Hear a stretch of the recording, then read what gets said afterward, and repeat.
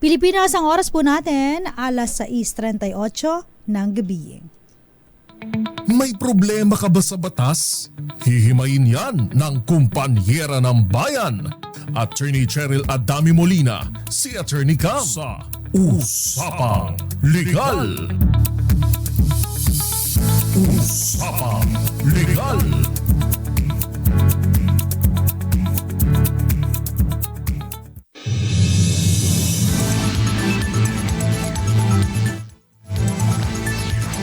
Good evening po, Luzon, Visayas, and Mindanao. Welcome po sa DZRH Usapang Legal.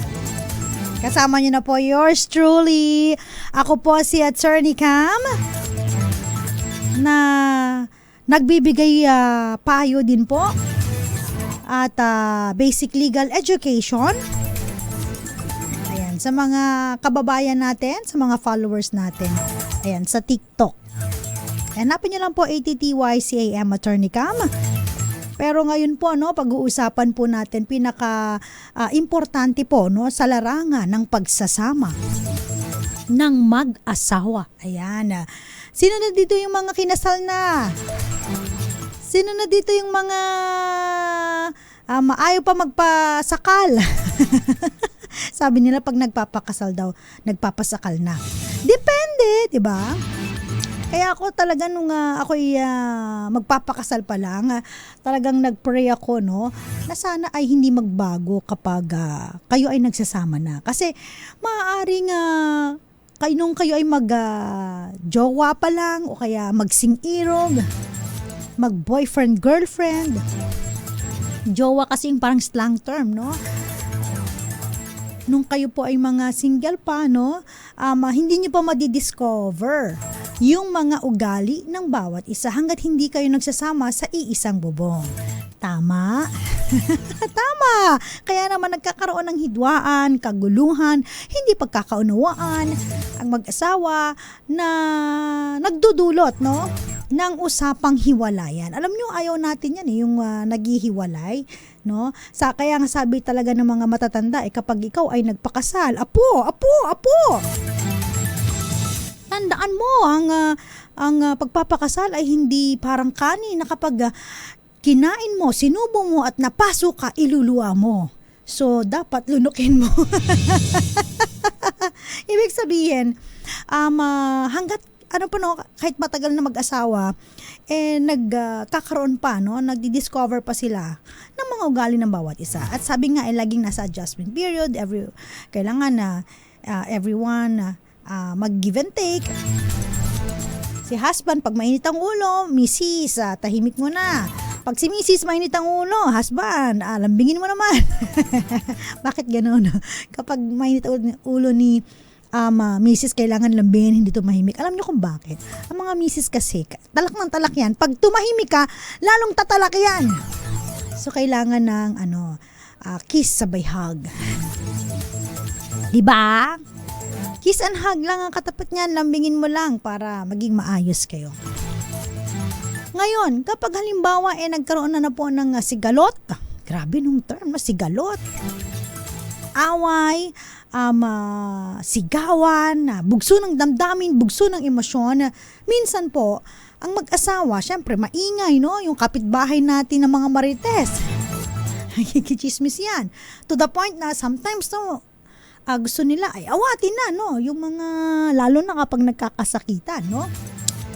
Yung iba naman nating mga marites na mga kapitbahay, hindi lang nakikimarites yan na, nandadami pa ng iba yan, so tinatawag yung mga barangay tanod. Siyempre mga barangay tanod, makikitolits din. Tol, anong latest? Pag lalaki daw tol, anong latest? Tolits. So makikitolits yung mga yan. Pag kasi mga babae, mare, anong latest? Kaya marites.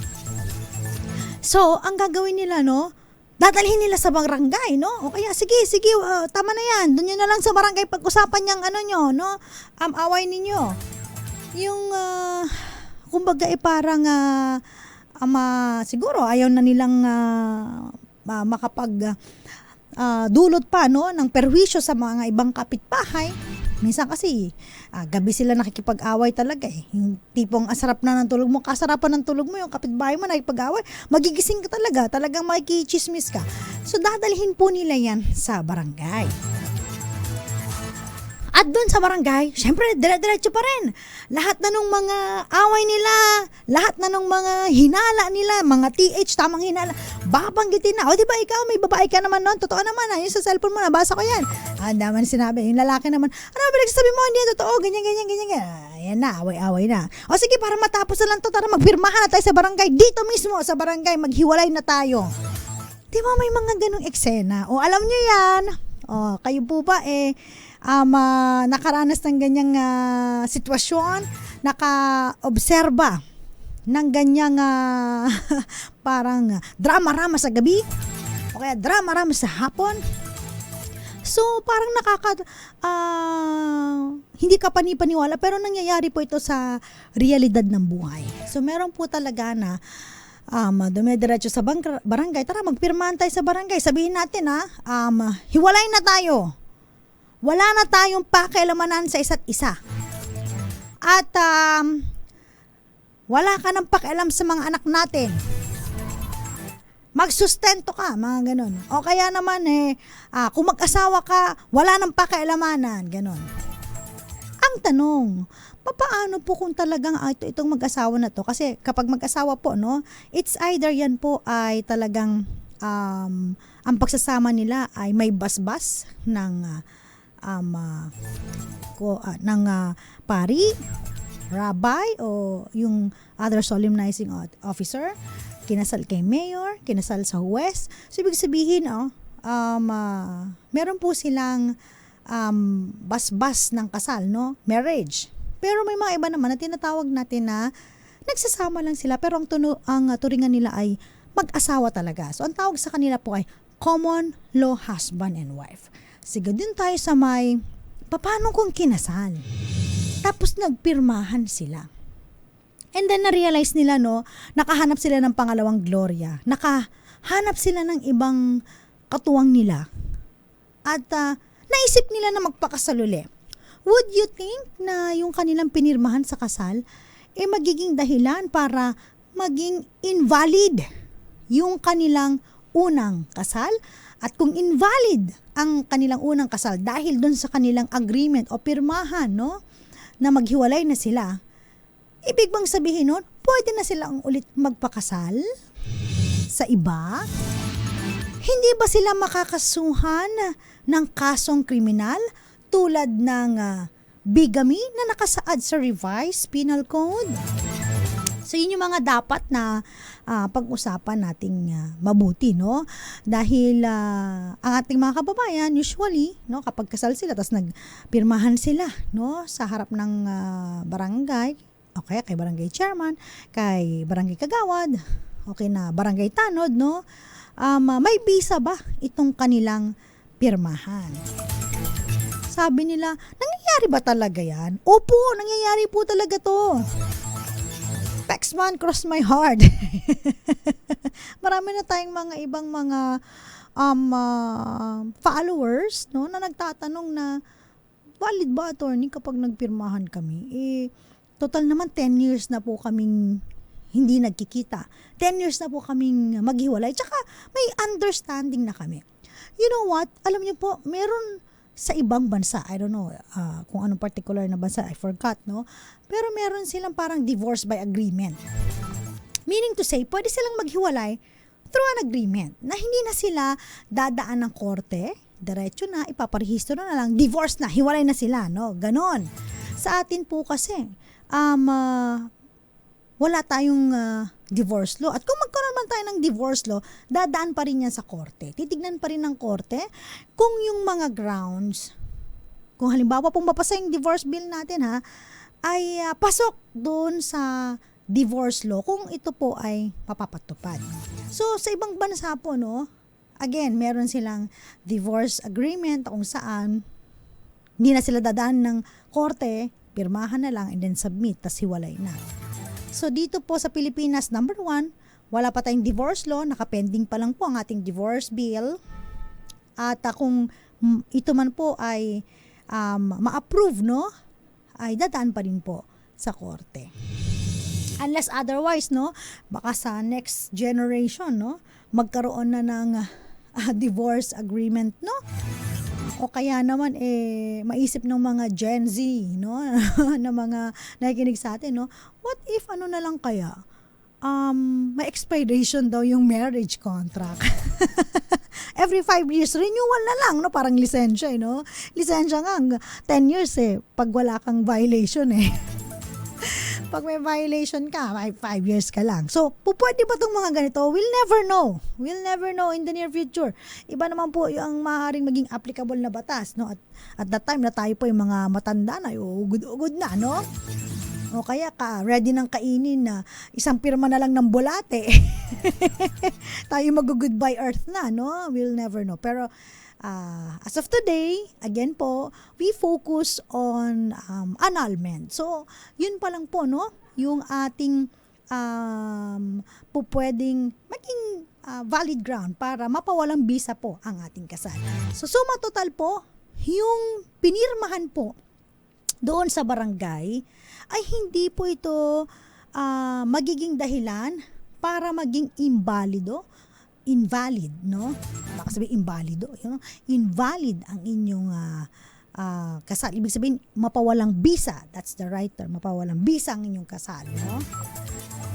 So, hindi to basta-basta. Sabi nila, attorney, bakit naman gano'n? Nagkasundo na nga yung dalawang partido Bakit ayaw pang ipa-invalidate yung marriage na yan?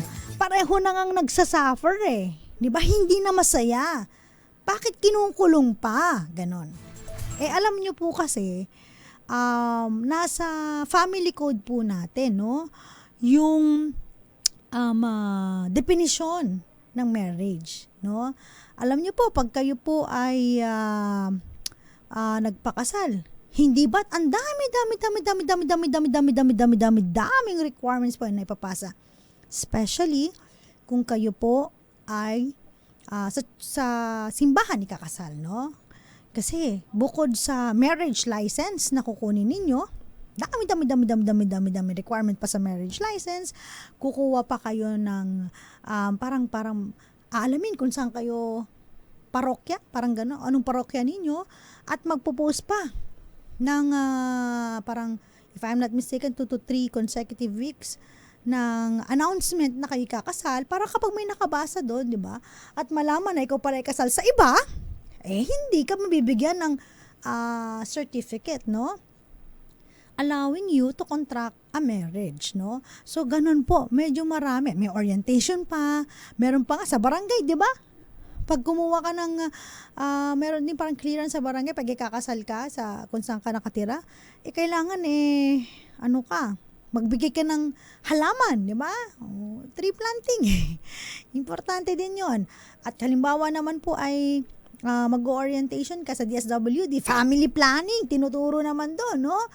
Tas dito naman sa parokya, ituturo yung dahilan, no? O kaya yung parang yung inyong ine-expect pag kayo ay mag-aasawa. So gano'n, no? Marami siyang mga requirement. Yung asawa ko noon, naalala ko, umattend na lang yun. Umattend na lang nung orientation tsaka kasal. Pero parang ako lahat nag-process, no? So gano'n po. Bakit nga ba ang dami-daming requirements? Tapos, kapag halimbawa, magpapawalang bisa ka ng kasal, ang dami-dami pa ring requirements. Nagpakasal ka, ang dami-daming gastos. Magpawalang bisa ka ng kasal, mas mahal ang gastos. Kailangan pa ng abogado. Nung kinasal naman kami, hindi naman kailangan ng abogado. Di ba may mga ganyang mga rason, mga reasoning, no?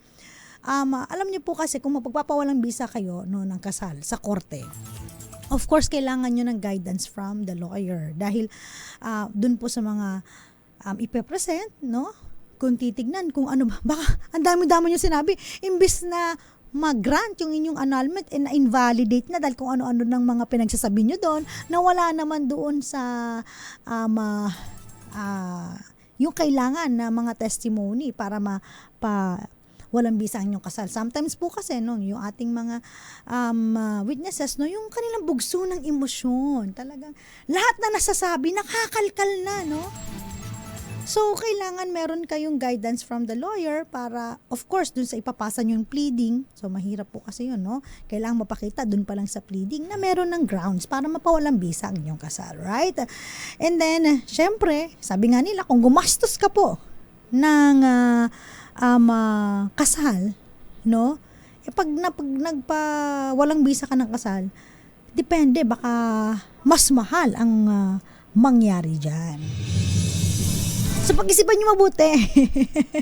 Kung kayo ba ready na pumasok sa kasal, ready nang magpasakal. So, lahat naman po yan ay dapat napag-uusapan. And again, commitment, fidelity, love, mutual respect. In fact, nandyan yan sa family code. Yung mga marital obligation ng mag-asawa, no? Sa kanyang esposo. Mamaya pag-usapan natin, bakit ba napakahirap magpawalang bisa ng kasal dito sa Pilipinas? Kung hindi po ino-honor yung kanilang hiwalayan na kasulatan na na-execute sa barangay, bakit ba mahirap magpawalang bisa? Mamaya pag-usapan natin yan sa pagbabalik po ng DZRH Usapang Legal. Kasama po si Attorney Cam. Siya, shout out muna tayo. Ito yung favorite ko sa part natin, yung shout out. Magandang gabi po sa mga nanonood sa atin. Live po kami sa DZRH News Facebook Live. Pwede po kayong mag-comment, magpa-shout out. Siyempre, batiin ko na po ang mga nangunguna, sina Jobber Khabib. Uy, si Jericho Ferrer pumunta po dito nung aming DZRH anniversary. So, Jericho Ferrer, thank you so much. Gael Enriquez, pumili po ng matinong partner, kilalanin na mabuti bago magpakasal. Tama. JWM Mikiabas, yan, magandang gabi. Jerry Ayay, Emily Ga, Maricor Angeles, Ronald Bascos Rabino, good evening po. Romel Livid, nanonood po sa may Muñoz City, Nueva Ecija. Marilu de Guzman. Church seminar, tama po ito. Maraming salamat. Ito po yung pinagdaanan namin nung kami po ay magpapakasal ng aking asawa, marriage seminar. Ayan. Gandang gabi rin po kina Roxanne Costo.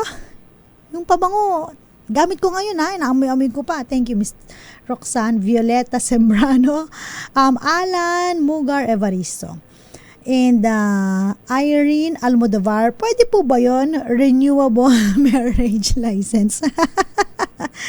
Oo nga, no? Hindi natin sure, no? Baka may makaisip niyan in the far future. Mga baka 2090, gano'n. August Sarmiento, magandang gabi po. And Teresa Cruz, babalik po ang DZRH Usapang Legal. Ilan po munang mga paalala, dyan lamang po kayo. DZRH Usapang Legal, kasama pa rin po ako. Ako po si Attorney Cam. Pinag-uusapan pa rin po natin kung valid po ba, no, yung pirmahan po sa barangay ng mag-asawa na sila po ay hiwalay na. At kung ito po ba ay valid, no, ibig bang sabihin maaari na silang magpakasal pong muli, no? At kanina sinabi natin na bakit ganun pag nagpakasal ka ang mahal, pero pag walang bisa ka ng kasal mas mahal na naman kasi kailangan pa ng serbisyo ng abogado. Ano po? Nung kinasal naman kami hindi kailangan yung serbisyo ng abogado. Pero take note ha, may mga iba po, no, na medyo may sinasabi sa buhay, yung nakaka-LL na sabi natin, no, nakakaluwag-luwag na minsan, kumukuha po sila ng serbisyo ng abogado kapag sila po ay magkakaroon ng prenuptial agreement. Ano ba yun? Para sa mga mayaman lang yun. Sa mga walang napunda, prenuptial agreement. Sabi nila pag pinapirma mo ako ng prenuptial agreement, ibig sabihin hindi mo ko mahal. Ay, drama, di ba? Pero na-realize ko when I studying parang family persons and family relations rather, may importansya pala yung prenuptial agreement, especially sa mga mayayaman yan. Next time na natin itatapik kung ano bang niyan, ano bang essence niyan, no? So doon tayo, bakit po ba attorney, no? Pag magpapasa ka ng mga requirements pag ikakasal ka, ang dami-dami, no? At saka, ano bang kinalaman ng gobyerno sa kasal na yan, no? Nakalagay po sa ating family code, no? Na ang kontrata po ng pagpapakasal ay isang espesyal na kontrata. Alam naman po natin na ang kontrata, meeting of the minds, di ba, no? Pero ito kasi, espesyal na kontrata. Bakit naging espesyal ito? At kung espesyal ito, ibig pang sabihin, pinapahalagahan ito ng ating batas, ng ating gobyerno. Espesyal na kontrata. At ito po ay sa pagitan ng babae at lalaki. So, ibig sabihin,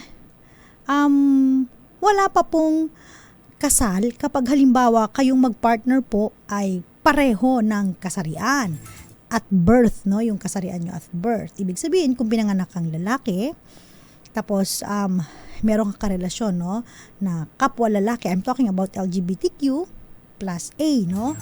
Pati, pinanganak kang babae, tapos meron kang karelasyon ng babae, hindi pa po, no, pwedeng magpakasal dito sa Pilipinas. Kaya naman po, ang ginagawa nila, nagpapakasal sila sa ibang bansa. Kung sa ibang bansa, maaaring ito po ay balido, dito sa Pilipinas, hindi po kinikilala ng ating batas yung pagpapakasal na yon. Dahil nga nakalagay po sa ating definisyon ng kasal, ito po ay sa pagitan po ng isang babae at lalaki na pumapayag, no? Siyempre, nagbibigay ka ng consent pag nagpapakasal ka. Ano yung consent na yon? Ito yung pagsasabi mo ng I do.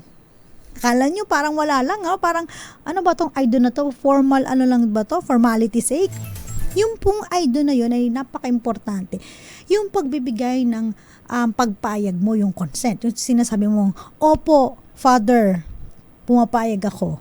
Pag Tagalog. In English, yes, Father, I do. Yan. At sila po ay pumapayag, of course, na magtatag ng pamilya na naaayon po sa ating saligang batas. Yan po ang pundasyon, no, ng pamilya na kung saan ang sumasakop, ang insidente. Halimbawa nga, ito na yung sinasabi natin, naghiwalay kayo. Tapos, nagpirmahan kayo dun sa barangay. Ito po dapat ay naaayon sa ating saligang batas. Hindi po yon ang pagpapawalang bisa ng kasal. Hindi po yun ang sinasabi ng batas sa pagpapawalang bisa ng kasal. Kailangan pa rin po, sabi ng batas, no, papawalang bisa yung kasal, kayo po ay magpa-file ng petition for annulment or declaration of nullity of marriage sa korte, citing yung mga valid grounds na maaaring i-discuss natin later on. So, itong mga agreement between the two parties, again, hindi po valid sa Pilipinas, pero sa ibang bansa, no, meron na silang mga divorce agreement, tapos pirma-pirma lang sila nagdidikta kung paano ba yung kanilang separation ng property, and then, after that, pinapasa na lang nila. Hindi na sila dadaan ng korte. Dito sa Pilipinas, walang ganon. Wala pong ganon. Kayo lang yung mag-agree, no? So, pag kayo kinasal, kasama po ang gobyerno, no? Bakit? Kayo po ay, di ba, nagpapasa sasubmit kayo ng marriage certificate sa mga civil registry, di ba? So, ibig sabihin, ganon din yun. Pag maghiwalay kayo, isasubmit pa rin sa civil registry kung yung status ninyo ay ano ba? Hiwalay na ba o hindi, no? So, hindi lamang yan, no?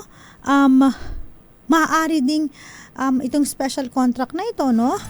Yung kasunduan na kung saan ay papaano ba ang pamamahala ng mga ari-arian. Ito po ay maaaring sang-ayunan base lang po sa limitasyon na naayon sa kung ito yung sinasabi natin na prenuptial agreement, no? Na pinapayagan naman po ng ating saligang batas. Sabi ko nga sa inyo, meron pong reason behind, especially sa mga alta sa syudad. Alta sa syudad. So, teka lang. Ito muna. Report muna tayo mula kay RH27 Noche Cacas. High-value drug suspect arestado po sa Taguig City. Noche Cacas, ibalit ng mga to, Noche. Attorney Cam, arestado sa bypass sa operasyon ang drug suspect sa lungsod ng Taguig. Nilala ang naaresto na si alias Florentino, 56 anyos. Ayon sa report ng Southern Police District, kinasa ang operasyon sa bahay ng suspect sa Barangay Central Bikutan. Nakabili umano ng sachet ng hinilalang shabu ang isang operatiba sa suspect sa nabanggit na lugar. Nakumpiska sa pag-iingat dito ang 7 heat-sealed transparent plastic sachet na pinaghinalaang shabu na aabot naman sa 357,000 pesos. Hinahanda na ng Taguig PNP ang kasong isasampa laban sa drug pusher. RZ27, Nuchikakas DZRH, una sa Pilipinas, una sa Pilipino. Maraming salamat, RH27 Noche Kakas. Alright, so pag-usapan po natin, no, yung ating topic, kung ikaw po ba ay pwedeng magpakasal kung nagkaroon kayo ng pirmahan sa barangay na hiwalay na kayo at kanya-kanya na kayong buhay, no? Huwag mo siyang papakialaman, walang basagan ng trip. Again, invalid po yon. Ibig sabihin, hindi nito mapapawalang bisa ang inyong kasal. At ibig sabihin din, hindi kayo po pwedeng magpakasal sa iba. Okay? Bakit naman, attorney? Grabe naman yan. Dahil po, sinasabi po, no, ng ating saligang batas, meron pong kaparusahan kapag ikaw ay nagpakasal ng higit isa. Okay? So, again, ito po ay with regard sa ating mga kapatirang Muslim, iba rin po ang kanilang sumasakop, no? Sa kanilang pagsasama, no? Pero I'm talking about yung katulad natin, no? Yung mga pinagbabawal sa atin, yung more than one na esposo o asawa. Bakit naman, attorney? Paano kung halimbawa nagpirma kami sa barangay, tas syempre wala na kaming contact. So nagpakasal ulit ako. Ngayon, kung halimbawang makasecure ka ng marriage at naipasa din ito, no, sa may PSA, hindi ko alam kung paano ka nakasecure, no, kasi pag nakita naman yan, di ba, hinahanapan ng certificate of no marriage. Ang ginagawa ng iba, especially kapag may mga dalawa ang birth certificate, ang ginagawa, yung isa ginamit doon sa isang kasal, yung isa ginamit na naman doon sa another wife or future wife. Doon po sila nagpakasal, gamit ang pangalan na yon.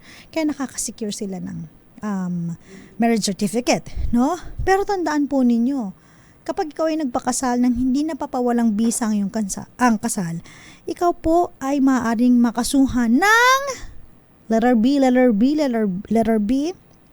bigamy o bigamya. Ano naman yung bigamya, attorney Cam? Ano ba naman yan? Malibang magmahal? Nagmahal lang ako ng pangalawa at nagkaroon ng ikalawang gloria? Ikukulong pa ako? Yun na nga po sinasabi natin. Para hindi ka makulong, kailangan mo magpa-annulled, okay? Kailangan pa walang bisa yung unang kasal. Kasi po, ang krimen na bigamya, meron po yung mga elemento, okay? Unang-una, ikaw na offender ay legally married na sa una. Pangalawa, ang iyong kasal sa una ay hindi pa nadidissolve o napapawalang bisa, okay? O kaya naman, sabihin natin na yung asawa mo ay missing, no?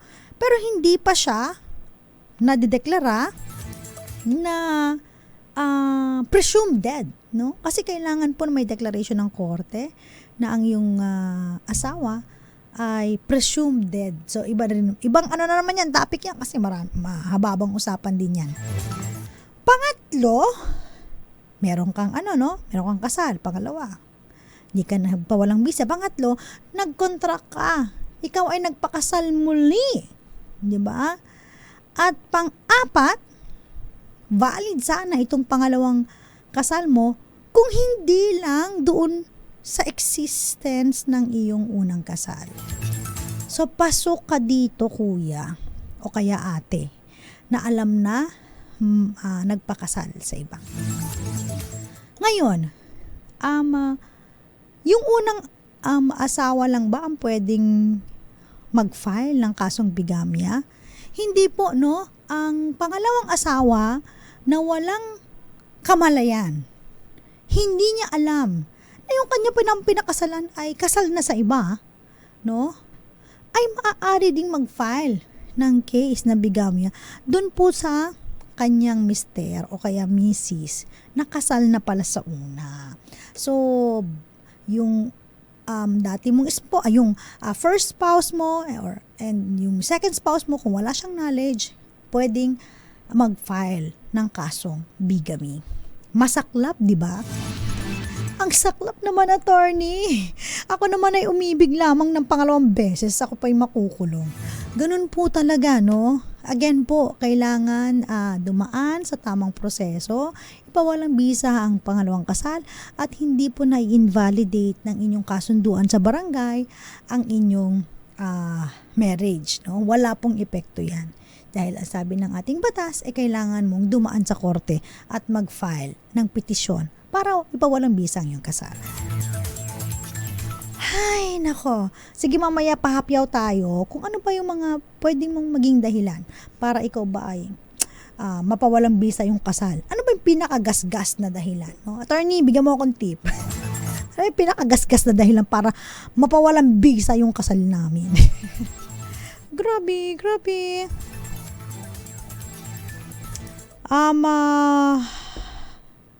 Shout out muna tayo. Magandang gabi po kila Mama Jovita, Papa Will, and of course kila Nanay Connie sa Catanduanes, kay Mama Baby dyan po sa may Davao, Mama Carmencita Molina, magandang gabi po sa inyo. At shout out pa rin po tayo, of course, sa mga nanonood sa atin. Walang sawa pong nakikinig at nakasunod sa atin. Jericho Ferrero! Nakalimutan natin mag-picture, Jericho. Ayan. Pero nabigyan ko ng merch si Jericho kasi sabi niya pupunta siya dito eh. So naalala ko talaga si Jericho. Kaso nga lang, sobrang busy ko na Jericho, niya tayo nakapagpa-picture. Cora Caburaw. Ang ganda po ng program. Thank you so much. And good evening. Ganon din po kay Ligaya Supa, nanonood po sa may Malabon. At shout out na rin po sa mga taga Ilocos. And congratulations pala kay Elmar Agloco. Siya ay gagraduate na diyan sa kanyang Philippine Merchant Maritime Academy. Tama ba? PMMA. Magandang gabi sa inyo. Shout out na rin po kina Teresa Cruz and Miss Irene. Ayan. Thank you so much sa mga nanonood po sa atin sa DZRH TV 4K live stream. Magandang gabi rin po. Babalik po tayo ha. Ilan po munang mga paalala dyan lamang po kayo. Oras po natin, 16 na minuto makalipas po ang 7 ng gabi. Nagbabalik po ang DZRH Usapang Legal. Kasama pa rin po yours truly. Ako po si Attorney Cam. You can search me on TikTok. My TikTok account is ATTYCAM Attorney Cam. And of course, please follow yung DZRH News and DZRH News Television Facebook natin. At ang ating DZRH TV 4K live stream. Para mas marami pa kayong update, no? Na makuha. Ayan, dito po sa ating istasyon. Anyway, ang topic pa rin po natin, no? May kinalaman sa pirmahan sa barangay na mag-asawa. Kung ang kanila bang kasunduan ay magiging valid, no? At pwedeng mapresenta sa korte at para maging ground po para mapa-invalid. Walang bisa. Not invalido. Like ko na sasabi to. Mapa-invalid o mapawalang bisa ang kasal. Okay. At ang sabi ko kanina, no, attorney, may nagtanong sa akin, ano ba yung pinaka gandang ground, no, para mapawalang bisa yung kasal naming mag-asawa. Ganyan, no. Tandaan po ninyo, no, kapag tayo po ay walang bisa, kasi nga, annulment pa lang po tayo, no, wala pa tayong divorce law. Ang dalawa po yan. So we're talking about declaration of nullity of marriage at saka po yung annulment of marriage. Anong pinagkaiba ba ng dalawa? Pag sinabi po kasing declaration of nullity of marriage, sa simula pa lamang po yung kasal ninyo, ala ng bisa. Void ab initio. O, di ba? From the start, invalid na ang inyong kasal. Pag annulment of marriage naman, ibig sabihin, yung kasal po ninyo sa simula ay balido naman. Pero dahil sa mga grounds, maaari po itong mapawalang bisa. So, yun po ang pinagkaiba. Okay? May mga iba lang po, no? Na usually po, ang ginagamit nila ay yung declaration of nullity of marriage. Kasi, dun po sa may annulment of marriage, karamihan sa mga grounds dito may prescriptive period. Ibig sabihin, pag hindi mo siya pinawalang bisa at a certain time, hindi mo na magagamit yung ground na yon. Eh, di ba sometimes pag naghihiwalay ang mag-asawa, tumatagal pa ng more than 5 years, di ba?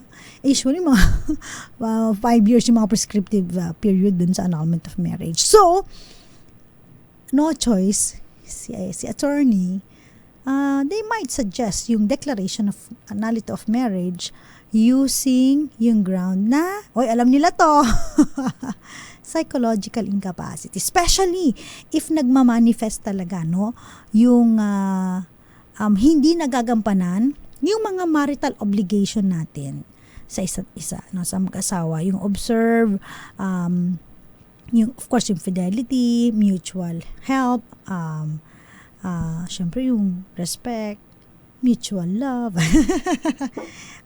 Pag ganun po, edi, yun po, no, yung psychological incapacity. Gaano katagal yan, attorney? Depende po, no? May mga times po talaga na, syempre, pag presentation of witness, no, depende sa availability ng witness, if you're gonna present pa, no, yung expert testimony, yung mga expert witness ninyo, no, so medyo matatagalan pa. 1 year, 2 years, depende po. And, syempre, yung bayad, no, medyo may kamahalan po yan. So, hindi po basta-basta yan. When it comes to the psychological incapacity, in declaration of nullity of marriage, ang dami na pong mga landmark cases ang sinabi ng Korte Suprema para maging guide po, no, sa mga lawyers at saka yung sa mga judges natin kung paano ba ipapawalang bisa ang kasal or paano ba sila mako-convince na ipawalang bisa ang kasal using this, of course, mga landmark case. Pero ang isa sa mga gusto ko lang i-share sa inyo na recent lang po, no, na kaso na kung saan parang last year po, 2024, kung ang isang asawa po, no, ay wala sa kanilang tahanan and unjustified absence, no, from the marital home, sa kanilang bahay talaga, no, pwede po siyang maging ground for psychological incapacity, no? So, tandaan po ninyo, pag kayo po umalis sa tahanan ninyo, inabandon na ninyo at walang dahilan yung pag-iwan ninyo sa inyong esposo, asawa, at hindi nyo ginampanan yung mga obligasyon ninyo, not only dun sa inyong asawa, bagkus dun sa inyong anak o mga anak, talagang maaari po itong maging ground, no? Mapakita doon na, ikaw, kuya, hindi mo kayang gampanan yung sinasabi ng Article 68 doon sa Family Code na ang husband and wife ay obligado na magkasama, live together, no? Observe mutual love, syempre pagmamahal, respeto, fidelity, no? Lalo na kung ikaw ay babaero, tapos ikaw ay binabahay mo pa yung iyong babae, di ba, no? At hindi mo tinutulungan, hindi mo sinusuportahan ang iyong mga supling. At hindi lang yan, no? Hindi ka nagbibigay ng mutual help, no? Maaari kang maaaring mapawalang bisa ang iyong kasal. at ikaw no, spouse na yon, maaari kang ma-declared na ikaw ay merong psychological incapacity at hindi mo ginagampanan ang iyong marital obligation as provided sa ating batas. Okay? Thank you so much. Marami pong salamat sa mga nakinig at nanood sa atin. Again po, follow us on Facebook, DZRH News and DZRH News Television. And sa ating YouTube, DZRH TV 4K live stream. Maraming salamat. Batiin ko lang yung boss ko. Dumaan kanina si Sir Johnny Faith Killing. Yan, Lodi yan. Tsaka ano yan. Talagang mataas ang standard. Yan ang sinusundan ng mga kasama namin sa industriya pagdating sa pagmamahal sa kanyang asawa. Okay? Thank you so much. Bukod sa boss namin si RSN, no? Si Sir Junik daw. Susunod na po, of course, yung usapang pangkalusugan. At tandaan po ninyo, Mondays, Wednesday, and Fridays, makakasama ninyo ako. Minsan kasama natin si Miss Thea Pecho Corpus. Sa Friday, baka siya po ay maki-join sa ating programa. And Tuesday and Thursday, andyan naman po si Attorney Rina Seco. Thank you again. Muli po, good evening. Nakasama niyo po, my name is Attorney Cam para sa DZRH. Una sa Pilipinas, una sa Pilipino. Oras po natin 1 minuto na bago sumapit ang 7:30 ng gabi.